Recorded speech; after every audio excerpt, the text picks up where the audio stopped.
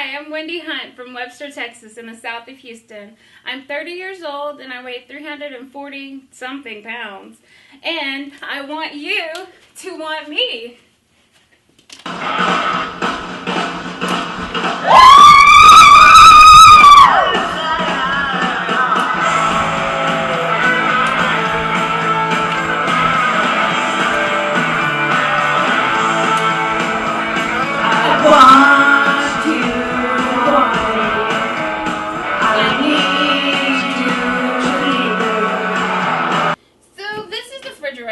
And the freezer, and when you look in here, as you can tell, there's Texas toast, there's pizza, there's a pie shell. I'm an awesome bake, if I do toot my own horn, toot. And I do have some fish crap in here. It's been in here for probably 3 years. Why don't I throw it away? I don't know. And there is leftover meatloaf. We do have vegetables.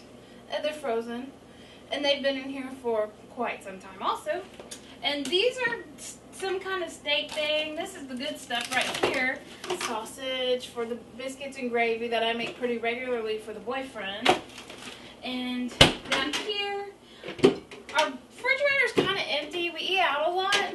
Gotta keep the staple orange juice, you know, the high blood pressure. You gotta have this to put the potassium back in your body. And cheese, ham, milk, because for the coffee or the 9,000 bowls of cereal that I eat, you see the golden grams? These are the best thing in the world. I eat like a bowl after dinner just about every night, even though I just ate dinner. See, we got an industrial sized biscuit here. These things don't get put up because they get used so frequently. Nice. Cake mix up here. Hello, I bake. And we do have a box of popcorn that I bought because I like popcorn, but I haven't eaten in a while. I prefer popcorn from the movie theater with all the extra butter because it gets good.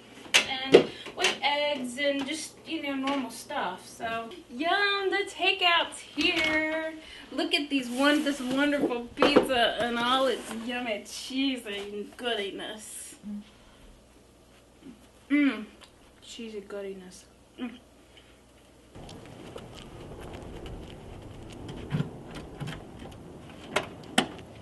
So we're here at my car, and I'm just showing you that between me and the steering wheel, I can't even put my hand in there comfortably. And it's really not comfortable to drive when you can't use a full range of motion. You have to do it like this. And then with the seatbelt, I have it stretched out all the way. And that's how I put it on, and I had to raise up to get it to lock in. And you see there's not much room. And I can't even, like, going forward, and this is not comfortable, and it's just not fun.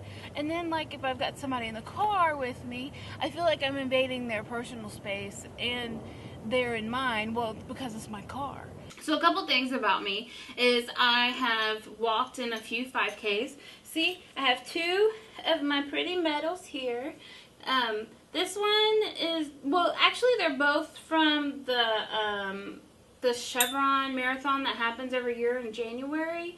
This one's from 2007, from the first time that I started losing weight, and I lost like 40 pounds, but then I gained it all back, of course, obviously. And then this one is from 2009. I don't know how I completed this one. I was huffing and puffing pretty bad at the end. I love to travel. I've been to Europe, I've been to Mexico, I've been all over the United States and I did all this when I was younger.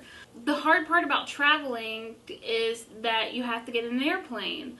Well, my big butt doesn't exactly fit in an airplane seat easily. It's normally my seat and half of my neighbor's, and you know, when I'm traveling with my mom and my grandmother and my family and we're going to Vegas to stay, it's not as big a deal because we lift the armrest up and we all squish together like this and it's fine. But when you're traveling alone up to Denver to go see your best friend, you know, you either hope nobody's sitting there or hope it's a skinny person. Well, about a year ago, actually, I was put on high blood pressure medicine at 25 milligrams, and then a month ago, I went back to the doctor, and she changed my medicine from just being that one pill to half a dose of the hydrothiachloride, the the water pill. So I'm on like a 12.5 there, and then she put me on a 25 milligram of the 10.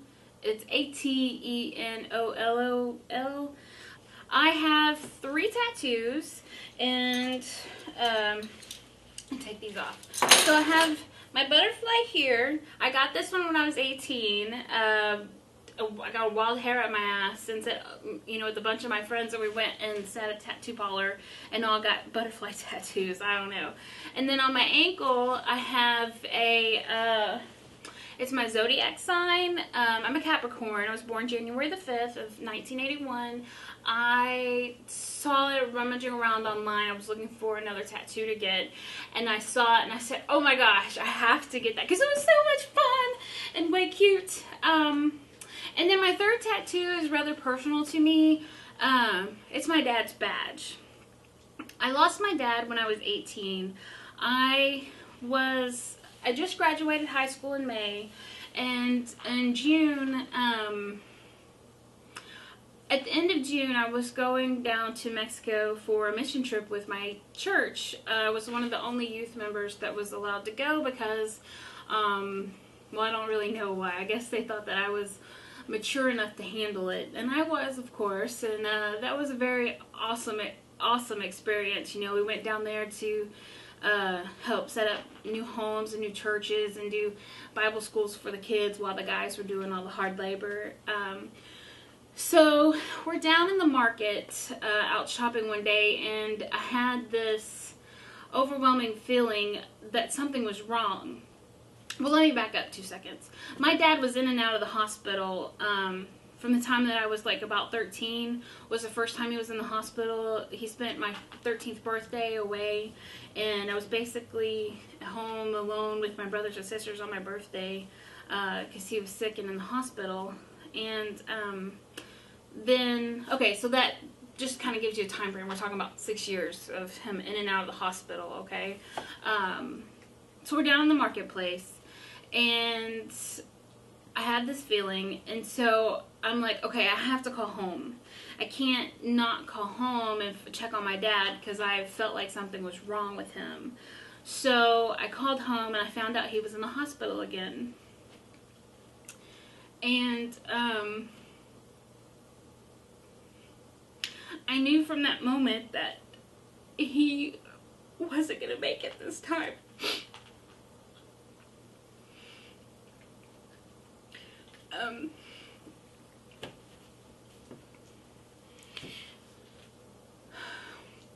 We only had 2 more days of our trip left, and so I didn't see any reason to try to come home right away.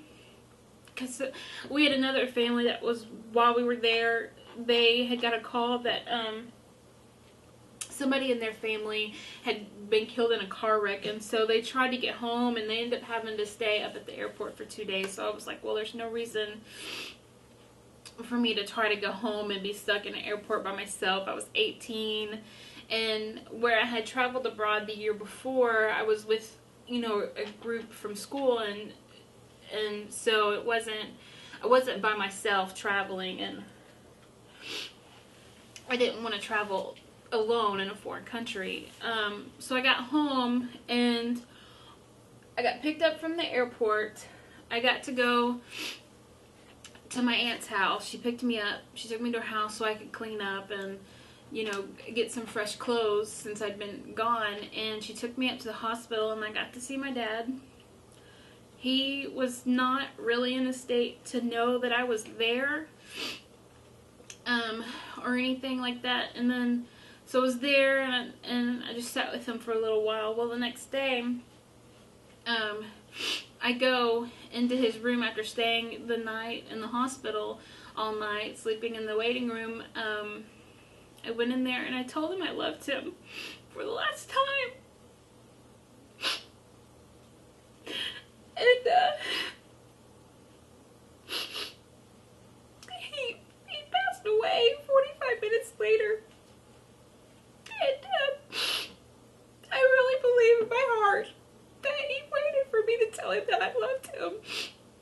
He and I had a very, very tough relationship when I was through my growing up and everything. I'm being the oldest of 5 kids, you know, it was tough, and we were so much alike at times. I think was a lot of the problem, but his doctor told us that he had a disease called Oscar Weber, also known as HHT. Anyway, so that's what, between that and the septic shock, is what they put on his death certificate that he had, and that, you know, the cause of death or whatever. Well, every male in our family, and some of the females too, have never lived to be past the age of 40. My dad was 39 when he passed away. Or, yeah, I think he was 39, 38. Anyway, so growing up, there was always that thought that, well, what's the point of trying to live or find somebody to fall in love with or having kids, and then putting them through all of that I had to go through because of him being in and out of the hospital and dying when I was 18, and my brothers and sisters and everything. And then I met my boyfriend Cody about 1.5 years ago, and he kind of changed my mind about, well, maybe it would be worth spending that time with him. We have been together for about 1.5 years. He is younger than me. He's 25, and I get called a cougar all the time, but I'm just like, whatever, he's hot, it's okay. The problem is that now I don't feel like the hot one anymore. Even though I know I have this pretty face, this body is not pretty, and that's not working for me. Like the other night, this is so embarrassing to say, but I'll say it anyway. We were doing our business, you know, and we had to stop because I couldn't breathe anymore. And that's not fun, it's not cool, and it's like, wow, you know, if I can't enjoy sex anymore with my partner, he's not enjoying it, and that's not good either. I mean, I know he loves me, and he says that it's okay, and he's so supportive about everything, and he is excited for me to be able to come on The Biggest Loser, so I feel okay with, no, I don't want to say, I want to cut that part out. He's very supportive of me going on The Biggest Loser Ranch. He's going to miss me while I'm gone, but he can deal with that. 3 months being away from him gives us how many years more with each other. So one more thing I want to tell you about real quick is I have the cutest little dog named Bella, but she's a mess. She does not like to behave. Well, she's a really good dog, actually. She's got a great personality, kind of like me, kind of spunky and like, ooh. This is Bella. Say hi, Bella. She's my baby. We're going to take her out for a walk in just a minute. So, okay. Thank you, Biggest Loser. Bye-bye.